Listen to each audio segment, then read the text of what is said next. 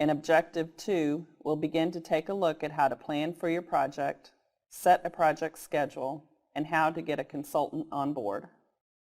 Let's take a look at the application and selection process.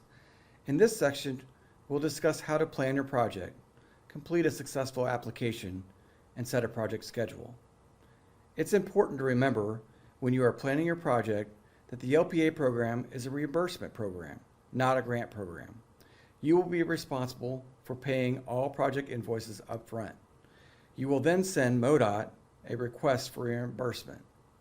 You will need a plan for this in your budgeting process. Your project must also have a person in responsible charge. This person will, at all times, be the person responsible for keeping up with what's going on during the delivery of the project. They must be a full-time public employee or an elected official. A consultant cannot serve as the person of responsible charge. Engaging stakeholders and the general public on a project can be crucial. Be sure to talk with potential partners who may have interest, good or bad, in the project to develop support. For example, a school, city, the Chamber of Commerce, a county commission, and other partners who may have interest in the project. Many times, you will need help from project champions and supporters to help you gain or maintain consent from people impacted by the project. Also, be sure to share the project idea with members of the community, especially anyone who may be affected by the project, to ensure the community as a whole is supportive. Some ways to do this are to hold a public meeting or have an informal discussion with individuals.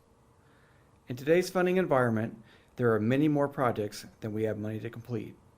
Therefore, we want to make sure we're applying for projects that your community will support.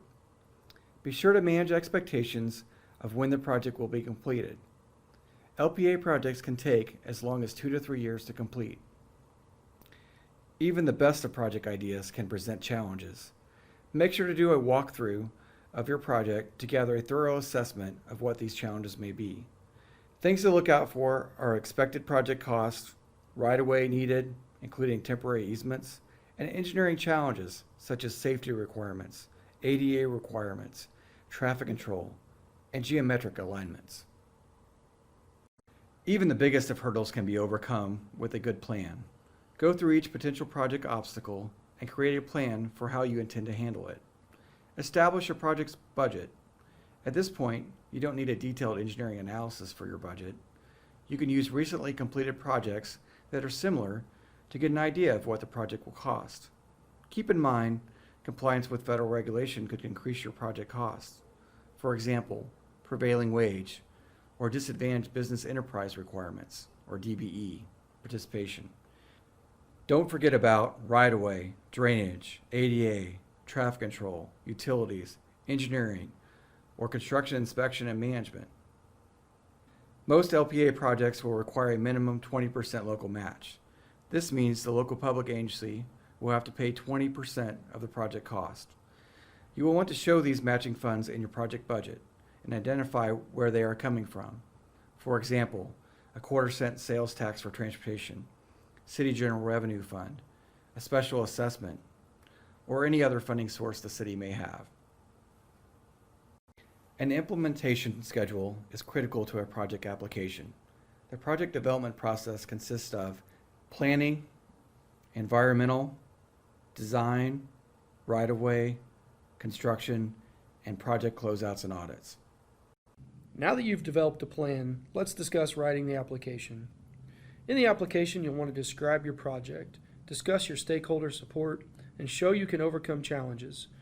Tell us how you're going to get the job done. Remember the key elements of persuasion.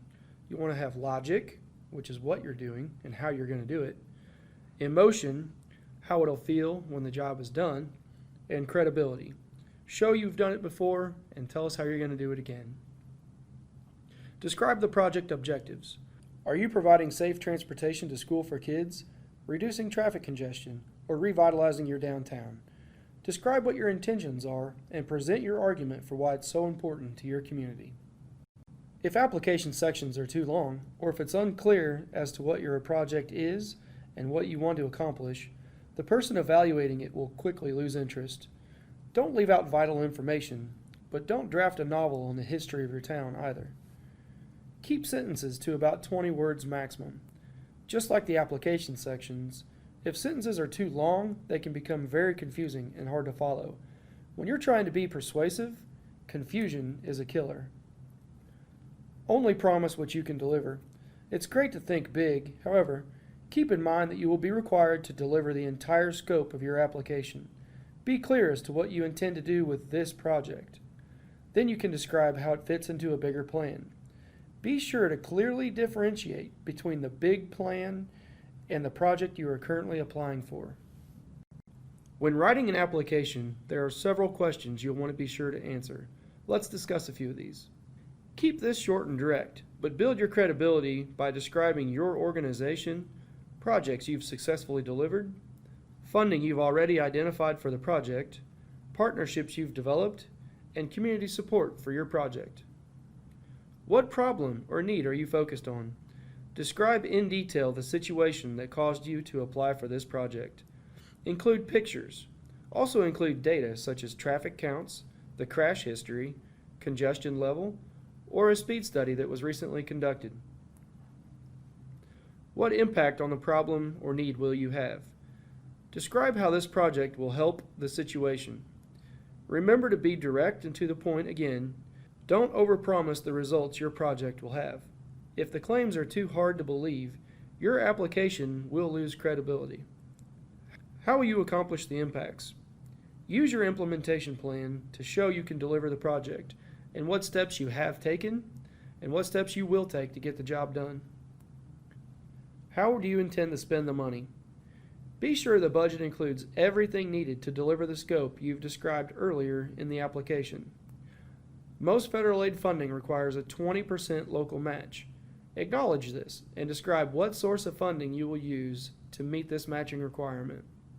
For example, if your project is estimated to cost $125,000, your share will be $25,000, and the federal funding received will be $100,000.